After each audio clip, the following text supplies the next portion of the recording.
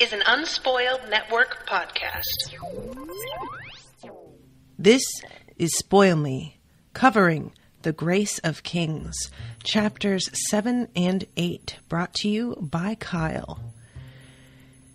In these chapters, so Phin and Mata are finally back. I was wondering what was going on with them. And what is going on with them is that they are killing machines, which they're frankly terrifying, but I'm a little here for it. And also, our buddy is becoming an outlaw king. This story is a lot of fun. Welcome to Spoil Me.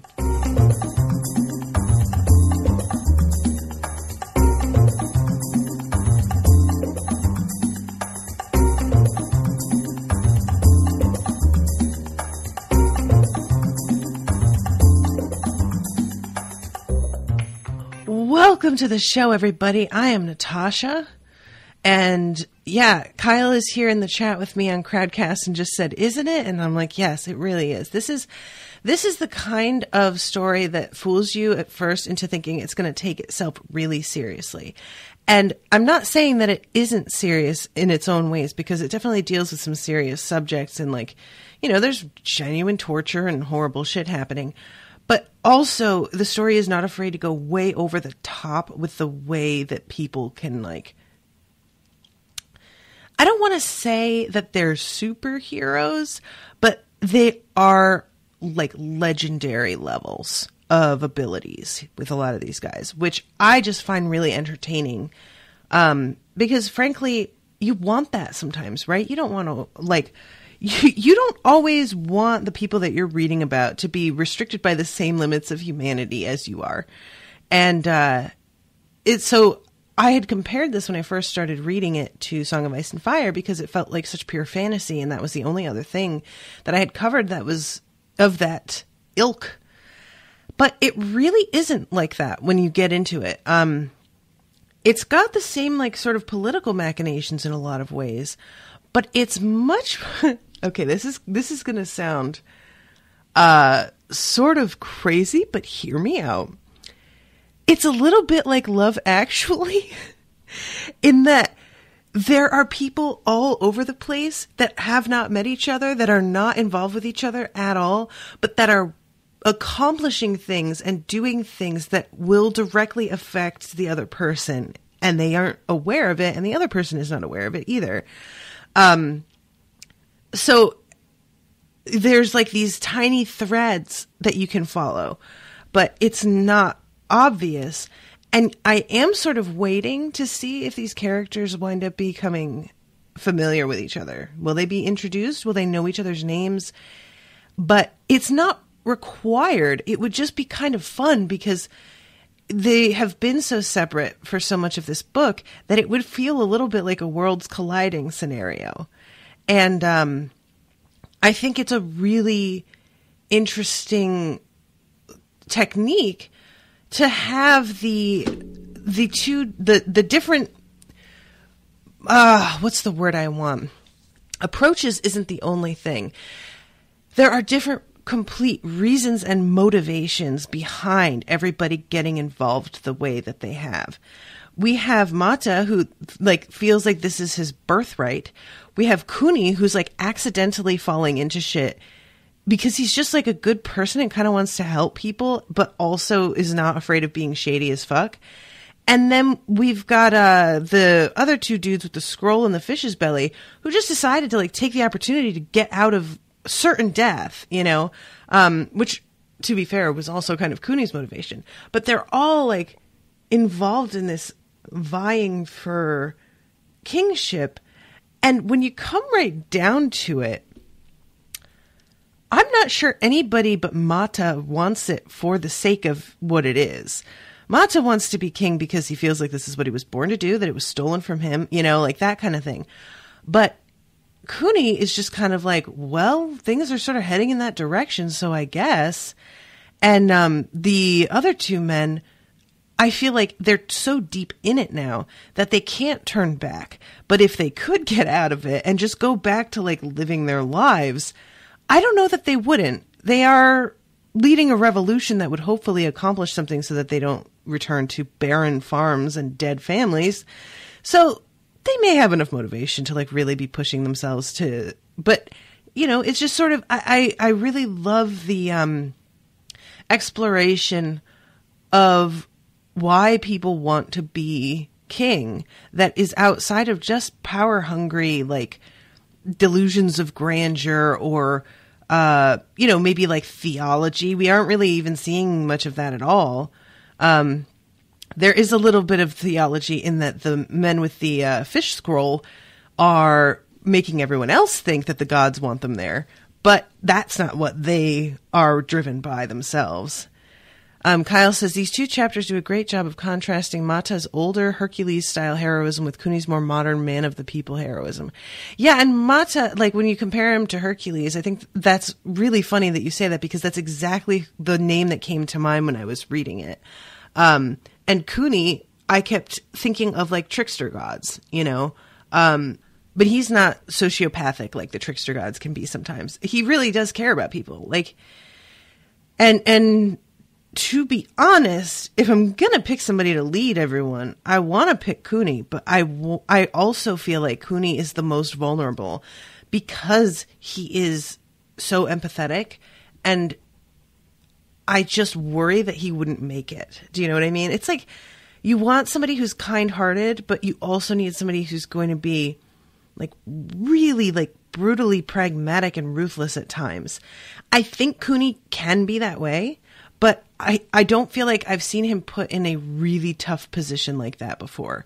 So we'll see how that goes. The two gents with the fish, you know, they're good at rousing the rabble rousing.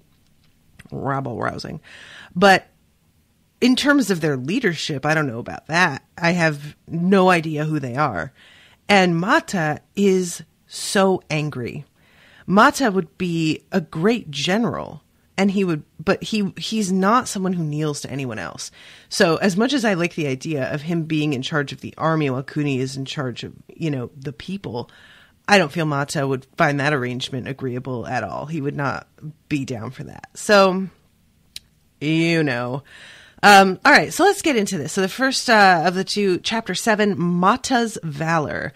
Faroon in the Tunoa Islands, the 9th month in the 3rd year of the reign of righteous force.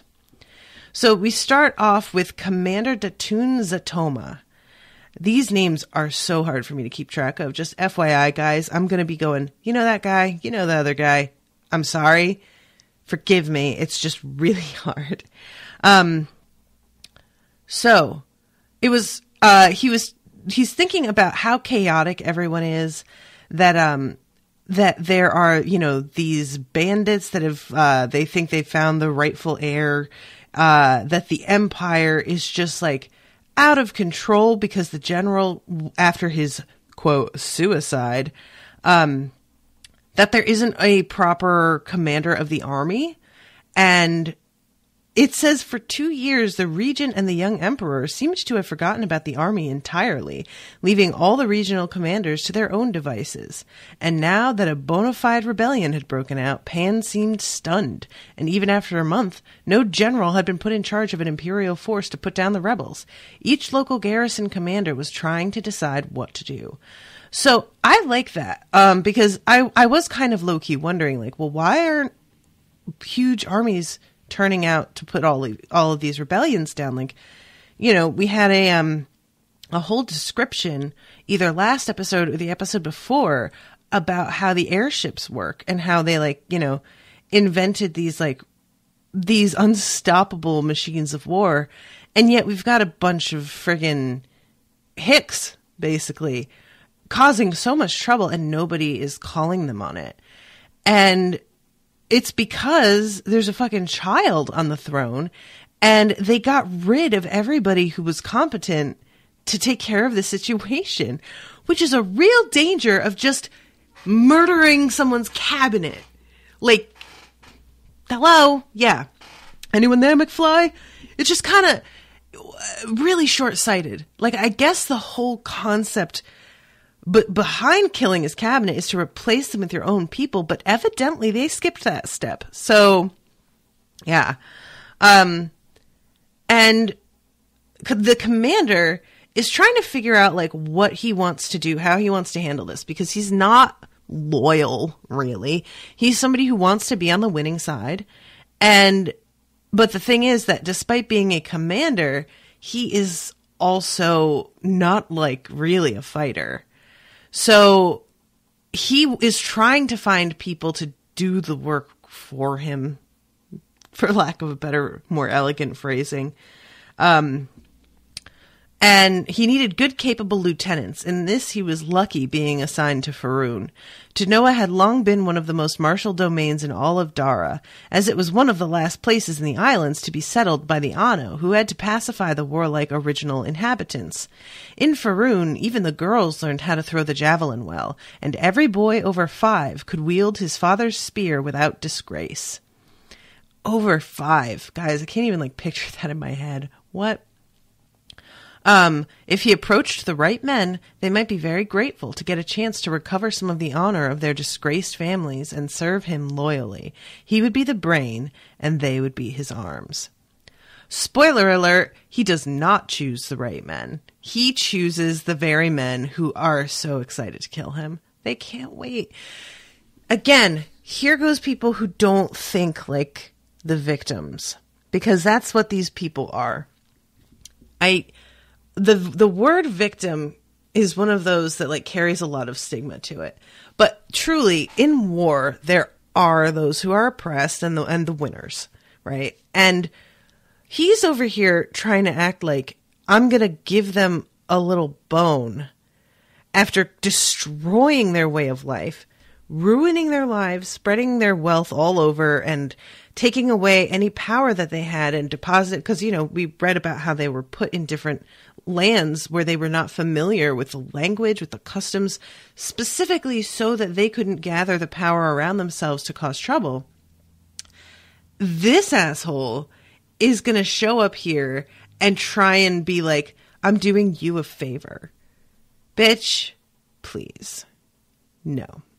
So here comes Phin. And he is poker facing the hell out of this situation. In his heart, he is so fucking angry. And he is so ready to just draw blood. But he is playing it cool and trying to be calm. And I really admire this because I know myself. It's hard for me a lot of times. I used to be really good at hiding my emotions. And to some degree, I can still be good at it, but I used to be a lot more motivated to hide my emotions than I am now. Nowadays, I'm like, well, I could, but it takes more energy to hide them than it does for me to deal with why I have them. However, in situations like this, where you're trying to hide something this huge, I don't know that I could have kept it together long enough, because man, this is so infuriating. Mata is behind him, and he is looking around at everything. Now this is really fucked up. So I say that this is really fucked up. There's so much torture and stuff in these books, but this is just one of those the disrespect. He hungrily took in the rich tapestries, the intricate iron latticework on the windows, and the paintings depicting the deeds of his ancestors. The heads of the figures in a few of the brush paintings had been torn out by Zana soldiers as souvenirs during the looting right after the conquest, and that low-life Datunza Toma had simply left the desecrated paintings in place, perhaps as reminders of the ignominious fall of the Zindu clan. Seriously. Okay. First question, does the commander know who Mata is? Is he aware? Because either way, this is a poor decision to leave these paintings up where the folks that you're trying to persuade that you're on their side are going to walk past them. I think he thinks it's a power play, but it's just a reminder that you can't be trusted. Bad enough. But if he knows who Mata is, there's no excuse. Dude, yeah, all right. So, I love this. Welcome, Master Zindu. Datun Zatoma was enthusiastic and, in his mind anyway, gracious. I love that, like, you know, in his mind anyway. I really wonder what this looks like to Phin Zindu. And he wants, like, he does this, like, to this embrace to Phin, and sort of is waiting for Phin to respond in kind, and Phin just stands there and is like, no, I'm not doing that. And those are the moments where I really, like, admire Phin, because he is keeping his cool and keeping his poker face, but he's not lying exactly about what he feels about this guy. So that's a real tightrope to walk, and I'm just kind of impressed by it, to be honest. Zatoma folded and crossed his legs, touching each foot under the opposite thigh in guepa to show that they were speaking as friends. But Phin knelt stiffly on the sitting mat in formal miporari. I like that too. Body language, guys, so important. And I just, again, I you know what, I should back up a little bit and just tell you guys the truth here about this part. Because it had, you know, I cover these books in such a way that I'm reading, like, each section about a week apart. And we met Phin and Mata in the second episode of coverage, I think. And then we didn't hear from them again for the third episode. So when I started reading this again, I had forgotten what was going on with them. Like, I hadn't forgotten them as characters because they were very compelling. So, but when I came back to this, you know, it had been a full 3 weeks almost since I had read about them, and had, you know, the names are not familiar names that it's easy for me to keep in my mind. So when I started this chapter, I forgot who they were. And so I'm reading this like I don't know their background or motivations in any way. So I know enough to read the situation that Phin does not like this guy and that he's about to do something. But when he does kill the dude, I was so taken aback at how friggin' bold that was, in the middle of the day, in the middle of his own house, like his own house in quotes, his stolen house. And it wasn't until Mata starts to just like fucking take down hordes of soldiers that I was like, oh my God, it's these guys. I forgot. So I just want to let you know about how that can be for me sometimes when it's, you know, a lot more difficult when the names are not names that immediately ring bells. Because there's a lot of Z names. So, like, you know, the commander is Zatoma, and Phin is Phin Zindu, and he's called, like, Master Zindu and whatnot. And so there's a lot of those. There's a lot of, like, one or two syllable names with P's and X's, and it's just, it can be a challenge. Okay, so I've been thinking. This was a delicate matter, and Zatoma wanted to be careful so that his meaning would be unmistakable to Zindu. And yet, should the Emperor's troops prevail and crush the rebels, he would be able to explain his words satisfactorily. Your family served the kings of Kakru faithfully and well for generations. Many great generals were Zindus, a fact known to even a small child. So he's basically trying to get Zindu to state where his loyalty lies. And Zindu, unmistakably, is just like, we fight for Kakru. We don't give a shit about Sana. Fuck you guys. He doesn't say this, but that's implied. He went on as if Zindu had not just made the treasonous comment. The troops under my command are either aged veterans who can no longer draw a strong bow, or fresh conscripts who can't tell a parry from a thrust. They'll need to be whipped into shape, and quickly. I would be honored if you and your nephew would help me in this endeavor. So he does know who Mata is. This guy's a fucking moron. In a time of change, we would rise together and take glory side by side. Yeah, no. And Finn's looking at him and is appraising the fact that this is clearly not a warlike man. This is a dude who's a bureaucrat. He likes to be at his desk and he likes to command other things, but he does not like to be involved in those things. As he smiled at Zatoma and nodded, his expression did not betray his disgust and contempt. He had already decided what he and Mata would do. Let me get my nephew from the hallway. I think he would like to meet you too. Of course. I always like meeting young heroes. Phin emerged from the commander's room and nodded to Mata, who followed him back into the room. Zatoma approached, a big smile on his face, and his arms opened wide to embrace the young man. But this welcome was a bit forced. The 25-year-old Mata was over 8 feet tall and quite intimidating. Also, his double pupils always made others look away. It was impossible to maintain eye contact with him. One didn't know which pupil to focus on. Again, I keep forgetting about how gigantic Mata is. I don't know that I've ever met somebody 8 feet tall. I don't know.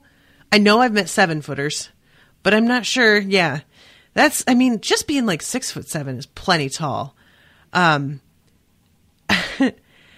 Zatoma would never learn to get comfortable looking into those eyes. The first time he looked into them was also his last. Now, I'm going to be straight with you guys.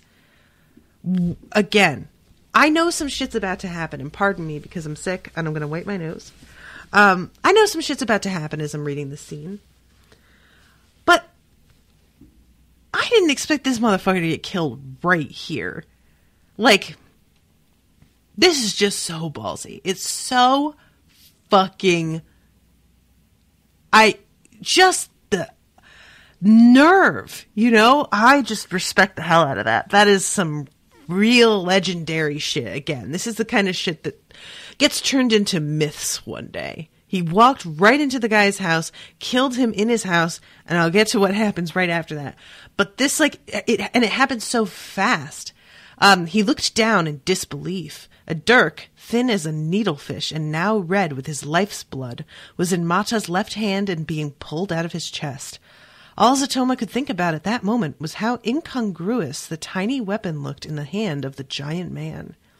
As he watched, Mata lifted the dirk again and slashed it across his neck, severing his windpipe and major arteries. Zatoma gurgled, unable to speak, and then collapsed to the ground, his limbs twitching as he choked on his own blood. And now you will leave my house, Mata said. Datun Zatoma was the first man he had ever killed. He shuddered with the excitement of it, but he felt no regret or pity.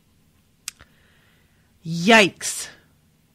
This is seriously one of those moments that I don't know how to take. Because, alright, I'm not going to sit here and try and act like Mata should feel regret. He came in here knowing what he was going to do.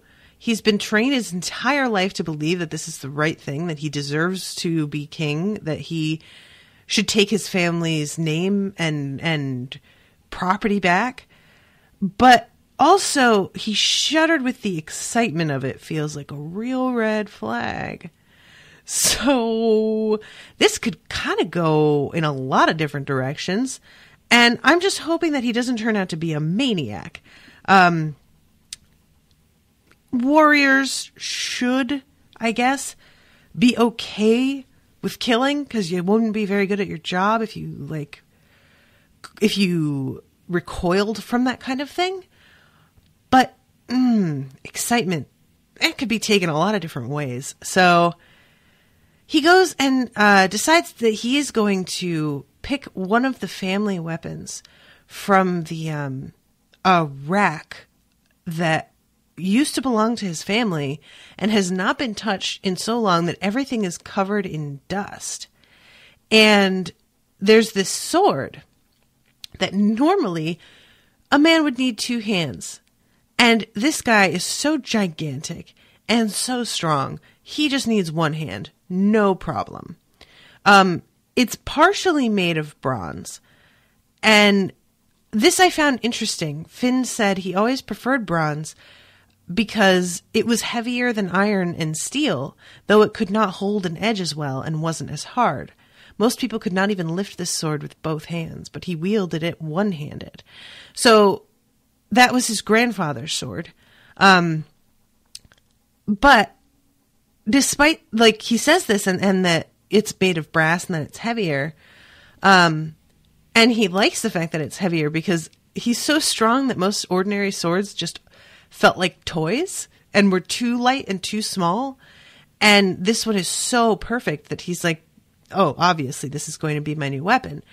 But then he looks at the edges and he's like, well, this is really sharp though. You just said brass doesn't get as sharp. And this is like, it hasn't been honed or anything in years and it's still. So then he tells him, when your grandfather was made the Marshal of Kokru, King Thoto came to Tunoa on an auspicious winter's day, constructed a ceremonial dais 99 feet on each side and 99 feet tall, and bowed thrice to Grandfather Dazu on the dais so that all could see. This was the ancient custom of Tiro kings. When a Tiro state designates a marshal, it is a most solemn occasion, for the king is entrusting the army, the most terrifying engine of state, to a pair of hands other than his own. The proper rites must be followed to show the great honor and respect the king and respect the king places in the man he names as marshal. So I like that too, and it makes a lot of sense. Like, allowing somebody to command your army must take a ton of trust and respect. As a symbol of the marshal's authority, King Thoto gave Grandfather Dazu a new sword made of 1,000 hammered steel, the strongest, sharpest blade metal known to man. But Grandfather did not wish to give up his old sword, for it was a mark of his esteem from his teacher. So he goes to seek out this bladesmith, and the bladesmith's name is Sumaji. Sumaji prayed for 3 days and 3 nights to Fithoeo for guidance, and he was inspired to come up with a solution that also led to a novel method of compound blade making. The master bladesmith melted down the marshal's new sword. Keeping the old sword as the core, he wrapped it in layer after layer of hammered steel, forging it into a new blade that combined the weight and heft of bronze with the hardness and sharpness of steel. When the forging was complete, Sumaji quenched it in the blood of a wolf, sacred to Fithoeo. The blade is named Na Arowena, the ender of doubts. Whenever Grandfather unsheathed it in his heart, the outcome of the battle was no longer in doubt. So that's a pretty fucking rad history on that sword. I really love that whole story. The idea of bronze for weapons in a modern age is not something that have, like, you know, I'm not somebody who's well versed in martial history, and that's something that I wonder about, you know, today. Like, how much do we still make this brass simply for the weight of it? So I really liked that, all of those details, because it gives you a little bit more of a feeling of kinship with Mata in terms of his, in terms of the blade's importance to him. And then Mata finds this ironwood cudgel. The handle, thick as his wrist, was wrapped in white silk, stained dark with years' worth of both blood and sweat. The cudgel grew thicker toward the other end, in which multiple rings of white teeth were embedded. This was the weapon of the Zanara general Ryo Kotumo, who was said to have the strength of 10 men. The fucking teeth in this weapon: wolf, shark, a few that might have come from a Krubin. I don't know what a Krubin is, but I want to know who decides to wrap a weapon's handle in white silk. Guys, just go with black. What are you doing with white? Stained with years-old blood and sweat. That can't look nice. And silk? Just do leather. What are you doing? Such a weird choice. And he calls it Gorma, and decides that this is going to be his other weapon. In addition to the sword, these are going to be like his two, like, you know, trademark weapons. And his teacher asks, so you're not going to use a shield? And Mata says, what need is there for a shield when my enemies will die before 3 strokes? Then we go to Phin and Mata Zindu fought their way through the castle. Having tasted his first blood, Mata was now possessed by the killing lust. He was like a shark set loose amongst a herd of seals.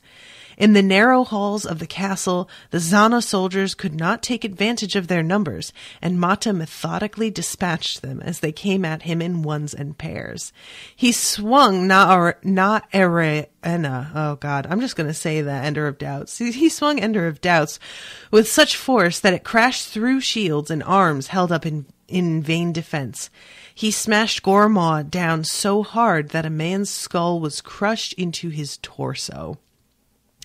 There were 200 men in the castle garrison. On that day, Mata slaughtered 173. The other 27 were dispatched by Phin Zindu, who laughed as he saw the image of his own father, the great Dazu Zindu, reflected in the bloody young man fighting next to him. Mata raised the flag of Kukru, a red field charged with a pair of ravens, one black and one white, over the castle the next day, and the chrysanthemum coat of arms of the Zindu clan was rehung over the castle door. News of his victory over the Zana garrison became a story, a legend, and then a myth, as it spread amongst the Tunoa Islands. Yeah, it would. Like, straight up, 160-something dudes. That's crazy town banana pants. This motherfucker, like, and you can say what you want about, oh, well, they only came at him in 2s and 3s down the hallway. That's just so much energy. I don't give a shit if there's like 10 dudes. Guys, have you ever, this is something that was a bit of a shock to me. Have you ever used a punching bag? Because I swear to God, I get exhausted punching a punching bag after 2.5 minutes. I'm just like, oh my God, I'm so fucking tired. This dude had to have been fighting for at least 2.5 straight hours, right? At minimum. That's just a different kind of endurance and strength. And so, like, you know, regardless of the fact that he beat everybody, I mean, guy's 8 feet tall. I honestly have to respect the soldiers coming at him at all. I'd see this dude and run the fuck away. But it's just such an enormous undertaking to deal with that number of people by 1s and 2s because it draws it out so much. So, yeah, I just love this part of the story. It's so bananas. It was now the end of the 9th month, 2 months after Huno Krima and Zopa Shigin first saw the prophecy in the fish. All right, so Chapter 8, Kuni's Choice. The 9th month in the 3rd year of the reign of righteous force. So this is going to be the beginning of the month that we just ended. We're going back in time a tiny bit. So Kuni is working for the state and is escorting prisoners to work in the corvée gangs. But shit is not going well. First of all, one person is lame. He has a lame leg. And so they are going way slower than they really should in order to get there on time. They go to bed and wake up in the morning and a bunch of the prisoners just ran. And Kuni is super irritated by this. Not because it's like just going to ruin things for him, although that is certainly true. But he's just like, where do they even think they're going? Like, there's no place to hide anymore, and they will get executed as soon as they're found, and then their family's going to get executed. I understand them not wanting to go to work in a labor camp, but also they're picking the worst of the two options, really. And I tried to be as good to them as I possibly could while still doing my job. He had been promoted to head of the corvée department 2 years ago. Ordinarily, escorting a team of prisoners was something one of his underlings would do, but he had taken this particular assignment himself because he knew that the gang would probably not get to their destination on time because of the man with the bad leg. Kuni was sure he could convince the commander at Pan to let it go. Besides, he had never been to Pan, and he had always wanted to see the Immaculate City. So again, here is Kuni, and he phrases it, the next sentence is, I just had to do the most interesting thing, he berated himself. Which, like, yeah, he went because he wanted to see Pan, which is certainly about being interested and curious about something. But let's not forget that he was worried about everybody being punished because of the guy with the lame leg, and so he took it upon himself to go with them and do work that, frankly, is beneath him for his station in order to, like, try and help these people out, which just immediately is showing you the kind of person that he is, that he's, like, aware of what could happen to everybody, and it's not fair, and he's going to do his best to, like, make it fair. So, and one of the soldiers, I love this, you didn't know? One of the soldiers, a man by the name of Hupe, asked incredulously. The prisoners had been whispering and plotting all of yesterday. I thought you knew and were letting them go on purpose because you believed in the prophecy. They want to join the rebels who declared war on the emperor and pledged to free all prisoners and conscripted laborers. And Kuni is a little bit like, oh, Jesus, really? They were just planning it and I just didn't see it? So he asks Hupe about it, and I love this. A scroll and a fish, Kuni exclaimed. A fish that they just happened to have bought. That con stopped working on me when I turned 5, and people believe this? Don't speak ill of the gods, Hupe, who was very religious, said stiffly. I love that so much. Like, Hupe, I don't believe that you're dumb enough to fall for this, but all right, sure. So then he's taking this, like, chewing this, I want to say chewing tobacco, but it's herbs, but it functions in the same way, where you just put it in your mouth, you chew on it, you let it sort of sit. And Gia has been making all of these different mixtures for him. I love this. Gia knew how to make herbal mixes that made him feel like he was flying and caused him to see rainbow-haloed Krubins and Dyrans everywhere. He and Gia had fun with those. But she also knew how to make mixes that did the opposite. Slowed things down, helped him see choices more clearly when he was stressed, and he definitely needed some clarity. Could this rebellion finally be the opportunity he had been seeking all of his life? Emperor, king, general, duke, he whispered to himself. These are just labels. Climb up the family tree of any of them high enough, and you'll find a commoner who dared to take a chance. I like that. It's probably true. You know, I don't know how far you'd have to climb on a lot of these, but probably it's true. So he tells Hupe, listen, if you want to go join the rebels, that's totally fine. If we go to Pan without anybody, we're both going to die anyway. I just want you to be okay. And Hupe is just kind of like, well, why don't you just join the rebels? And he's not really sure that makes, like, the prophecy's obviously fake, and he's not somebody who jumps into that kind of thing without, like, thinking it through. So he says that he's gonna hide in the mountains and, like, think things over and figure out what to do. And what he says is, if you try to obey the law and the judges call you a criminal anyway, then you might as well live up to the name. To his satisfaction, but not surprise, everyone volunteered to stay with him. The best followers are those who think it was their own idea to follow you. Ouch, Kuni. He's, you know, like I was saying before that I wasn't sure that he could be as, like, pragmatic as he needed to be, but then he does shit like that, and I'm like, you know what? You probably are up for it. So what winds up happening is, first of all, there are ex-soldiers mixed in with these ex-prisoners, and they don't really get along because they're not meant to mix together. They were each, you know, one of them was at the beck and call of the other, was at the other's mercy. And it's always hard to trust somebody that you feel like, in a way, still does have power over you, even though, like, maybe the formality of that has been stripped away. It's hard to get past that implied power. So this one, he takes another chewing herb that makes him feel like he should give a speech. "Look at this view," he said. "I had a pretty leisurely life." Those among the men who knew his history chuckled.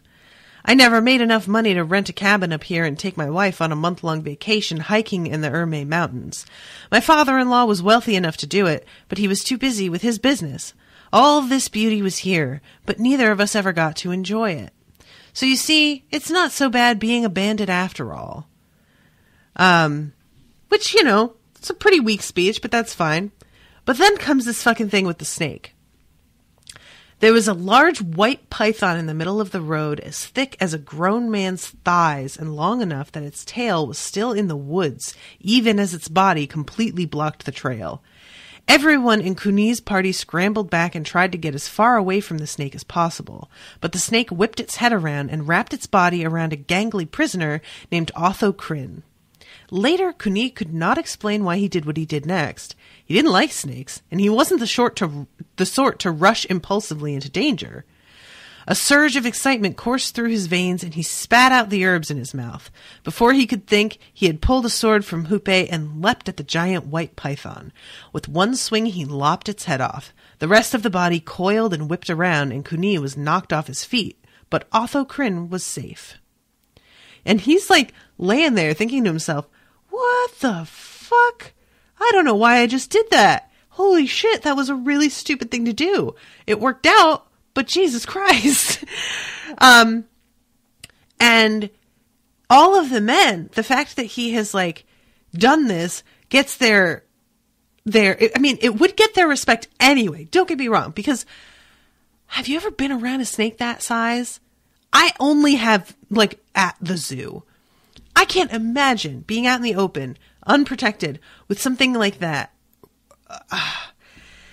Even the idea of being near a bear or a wild cat, I can understand in a better way, because you can put those in like the four-legged mammal category with cats and dogs and sort of understand. But a snake of that size, I just can't imagine. It's like alien, you know? But beyond the respect of just having taken the snake out, there is a dream that Hupe had. I had a dream last night. I was walking in a desert where the sand was black like coal. Then I saw something white lying on the ground in the distance. As I came closer, I could make out the body of an enormous white snake. But as I approached the spot, the body disappeared. Instead, an old woman stood there, crying. I asked her, "Granny, why are you crying?" "Oh, my son has been killed." "Who is your son?" I asked. "My son is the White Emperor. The Red Emperor has killed him." Hupe stared at Kuni Guru, and the gazes of the others followed. White was the color of Zana, and red was the color of Kukru. Ugh, prophecies again, Kuni thought. He shook his head and laughed weakly. "If this banditry business doesn't work out," he said, "you can try to become a wandering bard, but you need to work on your delivery, and you have to come up with more believable plots." And everybody sort of relaxes, but it's clear that they still believe that shit, even though Kuni does not. And I kind of respect the fact that Kuni is not letting his brain get inflated with this. Like, it would be really easy. I, for example, am somebody who does kind of believe in, like, the portentous dreams or signs or things like that. I do believe that stuff can happen. I don't think it's nearly as frequent as some people do, but I think it can happen. And so it would be very difficult for me to hear that and not let myself be like, oh my God, am I like important? I don't think I could handle it. And I think it's a really good sign that Kuni is the type of guy who's just like, yeah, whatever, let's go. Like, just doesn't even think about it. So then we have a moment with the gods talking, and they are discussing about the dream and about the fish, and they're all saying like, this isn't me. I didn't do it either. Well, you probably did it. No, I did not. What strange things are happening around this other man? Mere coincidences. What is fate but coincidences in retrospect? Which is fucking exactly what they are. Kunigaru and his men took to banditry well. They made their camp high in the Irmay Mountains, and every few days they swept down to attack merchant caravans at dusk, when the drivers and their escorts were tired and sleepy, or at dawn when they were just getting ready to set out on the road again. They were careful to avoid deaths and serious injuries, and they always distributed a share of what they took to the scattered woodsmen living in the mountains. We follow the virtuous path of the honorable bandit, Kuni taught his men to chant. We are outlaws only because Zana's laws leave no room for honest men. Now listen, do I agree with, stealing? No. But do I believe that some people have more than they should have if the world were a fair and just place? Fucking yes, absolutely. So I'm equating what Kuni's doing to somebody busting into, Jeff Bezos' account and sending everybody $20,000 via Venmo. Should people be stealing? No. But Jeff Bezos is oppressing how many people with paying them low wages, working them into the ground and putting many other businesses out of business and not paying taxes and getting all kinds of shelters and, don't get me on my soapbox, but corporate welfare, basically. So he should not have as much money as he does. And I think it's flat out wrong that he does. I don't think that's, he worked hard for it. Success just, no. That's more than success. That's a rigged, fucked up system that is not just or fair. So, Kuni, to me, is doing that to merchants. And I know that I don't know anything about these merchant situations, and maybe they are much fairer and more honest than Jeff Bezos. But I'm going to go with no, because Zana seems like a place that rewards terrible people. So I'm going to say that if you're rich in Zana, you're doing some fucked up shit. That's just my educated guess.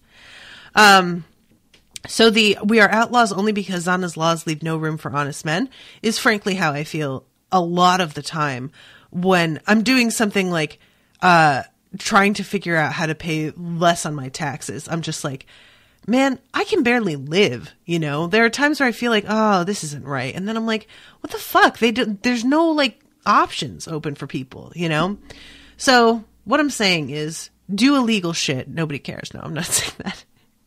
But yeah, I really, I don't feel in any way, conflicted about what Kuni does, especially because he goes out of his way to make sure that people don't get hurt. And the only time that somebody does get hurt, it turns out it's a real shame, actually. He busts into this camp, and rather than the merchants all getting up and running, which they normally do, they all sit and kind of cower as if they're just waiting for them to all leave. And Kuni is sort of that's weird. They don't usually, but whatever. But then it turns out that in a bunch of the ox carts around the campfire, there are fucking bodyguards that they hired to come with them to guard them because they know about these bandits. And 2 of Kuni's men get shot in the neck. So he's all right, time to retreat. Can I just... Kuni yells, pull back, abort, tough marks, high fire, tight wind. All Kuni's notions about banditry had come from listening to storytellers in the markets and reading Khan Fiji's moral fables. He tossed out every bit of thieves' cant he could remember, having no idea what he was actually supposed to do or say.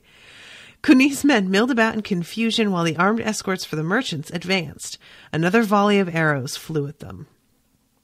So Hupe says that Kuni needs to go and that he's going to hold them off. And Kuni is I'm the leader. I should stay. You should go and help everybody.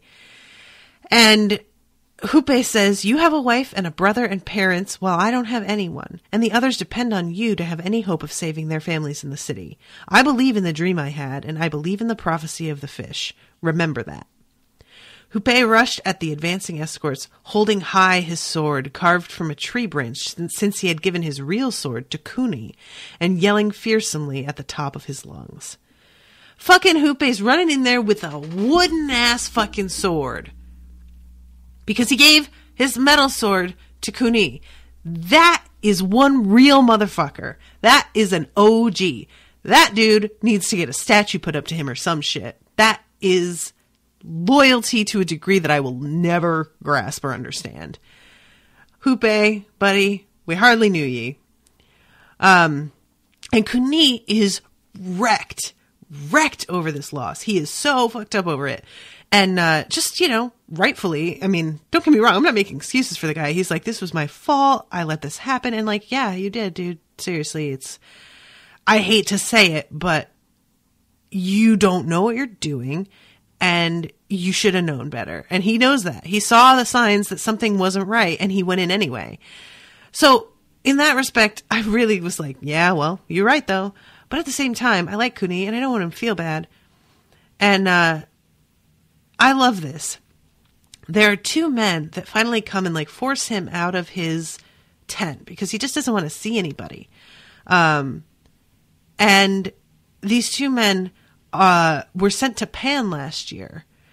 And he says, oh yeah, I remember you. You couldn't pay the tax, so you had to do corvée. Your family name is Maru. You like to play two-handed rummy. As soon as the words left his mouth, Kuni wished he hadn't said them, because they each are missing a hand. Their left hands. But Maru nodded, a smile on his face. I knew you'd remember Kuni Guru. You may have worked for the Emperor, and I may have been your prisoner, but you talked to me like we were friends. Well, what happened to you? Because my son broke a statue in the mausoleum, they cut off his left hand. Because I tried to explain it was an accident, they cut off mine as well. After we finished our year of labor, they sent us back. But my wife, she didn't make it through the last winter because there was nothing to eat. I'm sorry, said Kuni. He thought about all the men he had sent to Pan over the years. Sure, he had been kind to them while they were under his charge, but did he ever really think, about the fate he was consigning them to? We're the lucky ones. Plenty of others will never come back. Kuni nodded numbly. You have a right to be angry with me. Angry? No, we're here to fight with you. I had to mortgage my land to give my wife a decent burial, but given the weather this year, I'm certain I won't be able to redeem it. What path is open to my son and me but to become bandits? But none of the bandit leaders would take us because we're cripples. And then we heard that you've become a bandit too. I'm a terrible bandit, Kuni said. I don't know a thing about leading men. This is my favorite, and I highlighted this. Maru shook his head. I remember that when my son and I were in prison under your charge, you played card with us and shared your beer. You told your men not to chain my legs because of a sore on my ankle. They say now you follow a path of the honorable bandit and protect the weak against the powerful. They say that you fight serpents to save your followers, and you're the last to retreat when a raid fails. I believe them. You're a good man, Kuni Guru.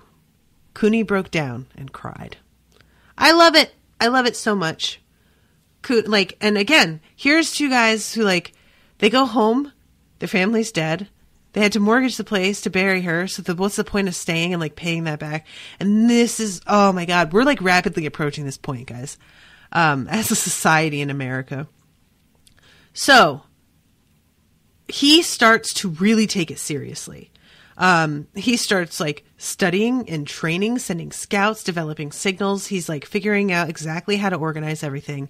He takes in everybody and makes sure to give them all jobs that are really useful and necessary, even if because people at first are really cranky about taking in people who are older or crippled or whatever, but not everybody needs to be part of the actual raids.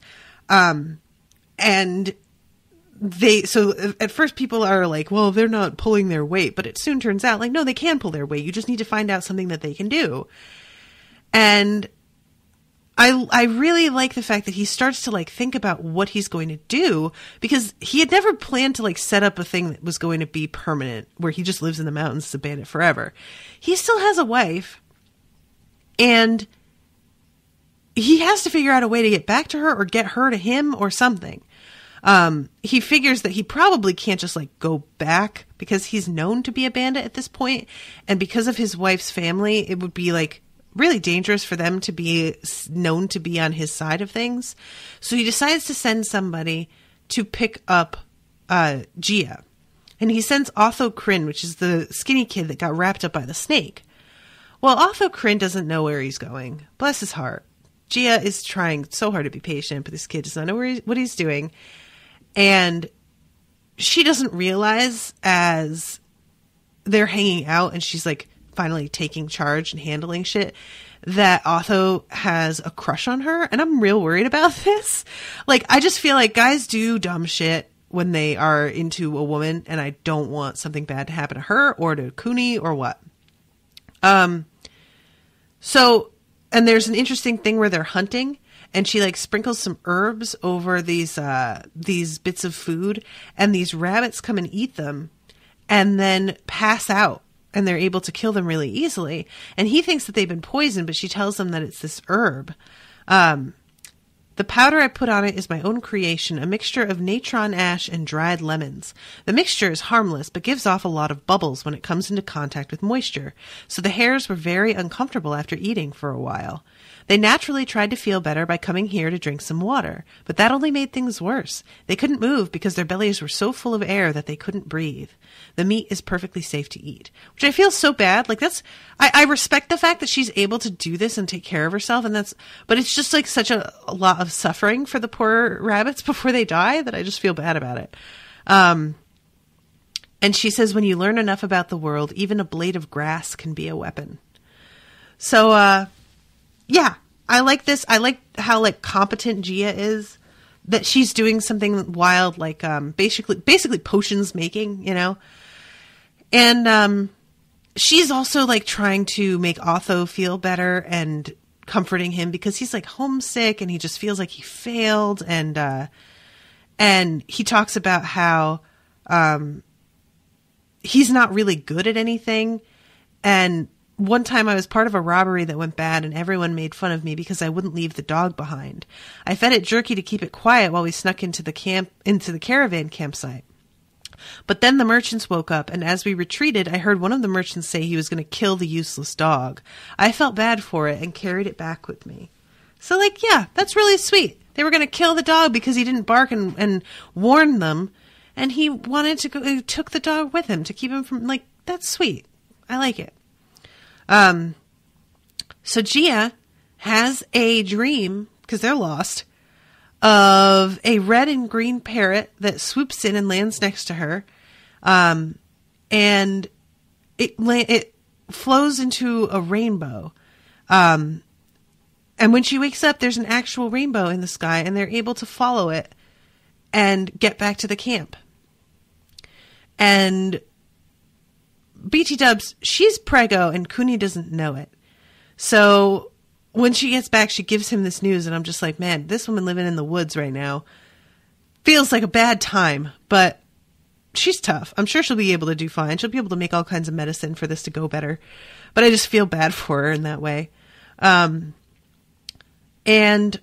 she's been basically disowned by her parents because of his banditry, which shouldn't have come as a surprise to him, but still seems to be a surprise.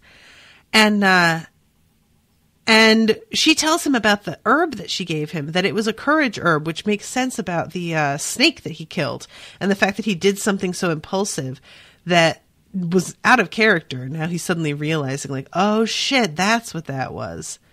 And she tells him about the dream that she had, and Kuni thinks to himself, sometimes you can't plan things better than the gods, whoever they are, plan for you.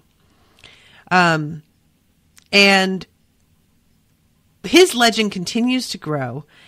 And then we jump ahead a month later, and there's this huge dude that gets brought in front of Kuni. And it turns out that Kuni knows who he is. His name is Munkakri, a butcher who had often drunk with Kuni and caroused about the streets of Zudi before he got his job as a jailer. You've become notorious as the white snake bandit for miles around, but when I asked about you, everyone on this mountain pretended to know nothing. And he finally decides that he's, okay, here it is. I come here on official business, Kakri said, from the mayor. The mayor is tempted by Krima and Shigin's call for Zana officials to defect. He thinks he might be able to get a title out of it if he presents Zudi to the rebels, and he wants you to advise him since you're the closest thing to a bona fide rebel he knows. Because he knew I was your friend, he sent me to come and get you. So he's like, thinking about whether or not this is really a good idea.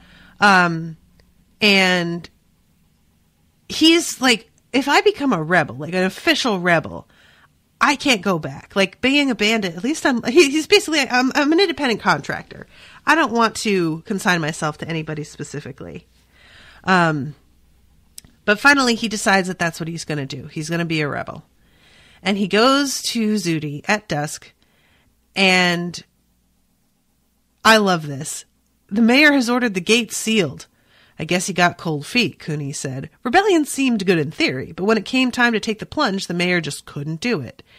And he knew that this was a possibility, Yesterday he heard the rebels were winning and he invited us to dinner. Today he heard the emperor was taking the rebellion seriously, and so he did this.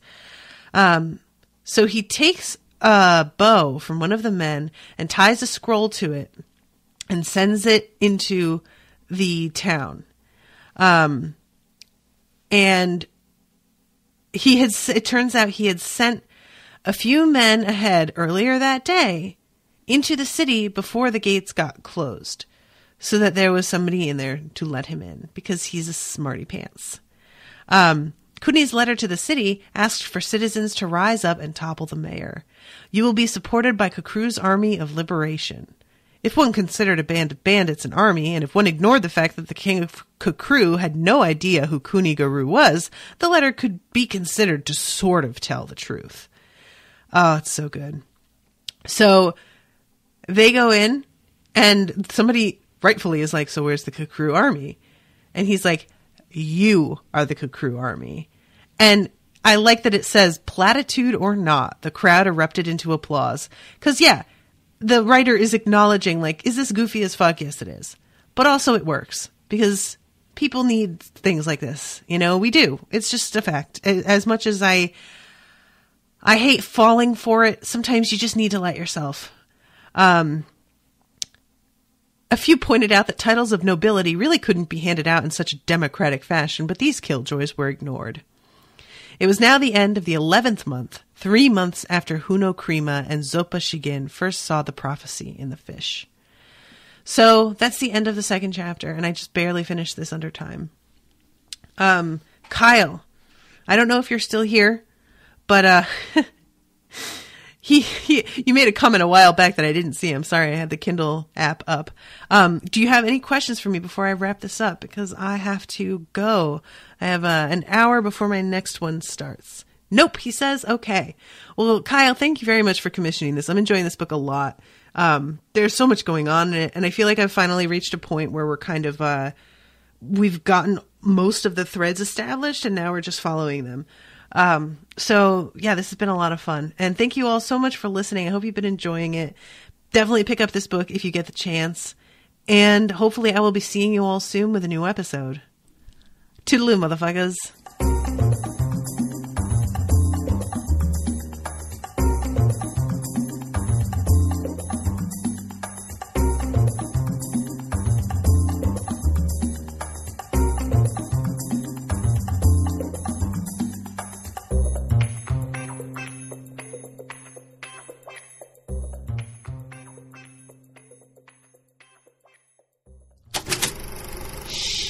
That was an Unspoiled Network podcast.